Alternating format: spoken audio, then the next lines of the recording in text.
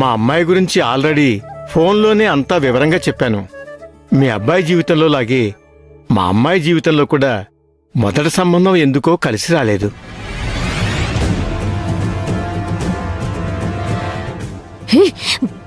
ఇప్పుడు వెళ్ళి అడిగాననుకో, బావ నిన్ను తిట్టేస్తాడు. అసలే బావ నా మీద పీకల దాకా కోపంతో ఉన్నాడు. జీవితం మనకి నచ్చినట్టు లేకపోతే ఇక అంతటితో అంతా ముగిసిపోయింది అనుకోకుండా అప్పటి వరకు జరిగిందంతా మర్చిపోయి మళ్ళీ మనకు నచ్చినట్టుగా కొత్త జీవితం మొదలు పెట్టడమే ఉత్తమం.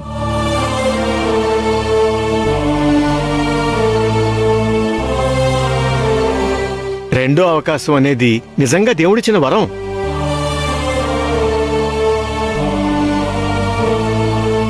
కానీ మా బావగారికి ఇంకా డైవర్స్ రాలేదండి.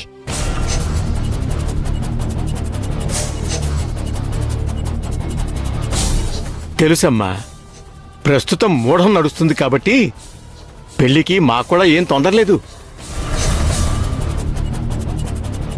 కాకపోతే ఒక మాట అనుకుని వెళ్తే బాగుంటుందని మేము వచ్చాం.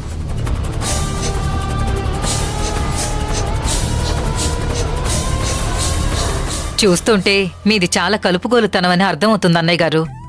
అమ్మాయి కూడా చాలా లక్షణంగా ఉంది.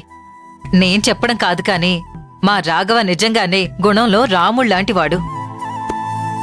అలాంటి వాడి జీవితంలోకి సీతమ్మ లాంటి భార్య వస్తే చూసి సంతోషపడాలని అందరం ఎదురు చూస్తున్నాం. మా అదృష్టం బావుండి నిజంగానే అలాంటి సంబంధమే వచ్చింది.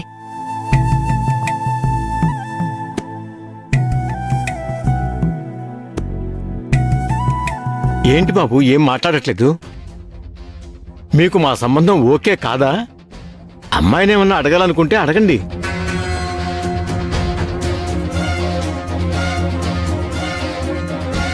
అదేం లేదండి, తనేమైనా అడగాలనుకుంటే అడగమనండి. నేను అడగాల్సిందేం లేదండి.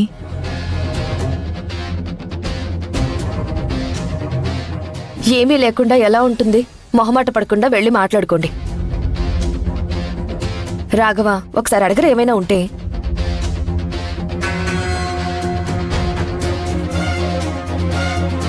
పోనీ మా ముందు మాట్లాడుకోవడానికి సిగ్గుపడుతున్నారేమో. బయటికెళ్ళి మాట్లాడుకోండి బాబు. అవసరం లేదండి. తప్పే ముందు రాఘవా. పెళ్లి చూపుల్లో అమ్మాయి అబ్బాయి పక్కకెళ్ళి మాట్లాడుకోవడం కామనే కదా. వెళ్ళు.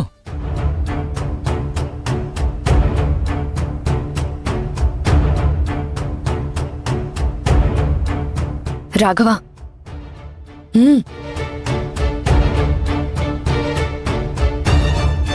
అబ్బాయి బంగారం, అందులో ఏం అనుమానం లేదు. నాకైతే బాగా నచ్చేశాడు. నీకేమన్నా అడగాలని ఉంటే అవన్నీ మొహమాట పడకుండా అడిగేసే. వెళ్ళండి, వెళ్ళి మాట్లాడుకోండి. వెళ్ళరా.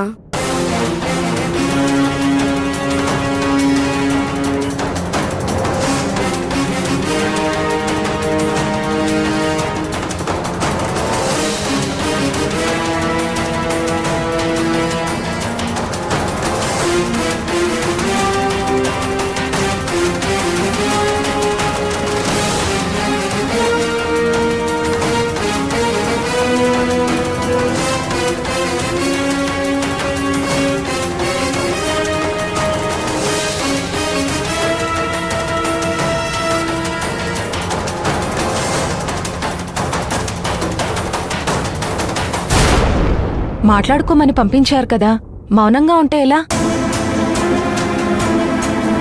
మాట్లాడాలంటే ఏం మాట్లాడాలో తెలియట్లేదు. మీ గురించి నాకు పరిచయం చేయాల్సిన అవసరం లేదు. నా గురించి మీకు చెప్పాల్సిన అవసరం లేదు. ఎందుకంటే ఈ సంబంధానికి వచ్చేటప్పుడే నా గురించి మీరు తెలుసుకొనే ఉంటారు. మా వాళ్ళు ఆల్రెడీ మీకు చెప్పేసే ఉంటారు.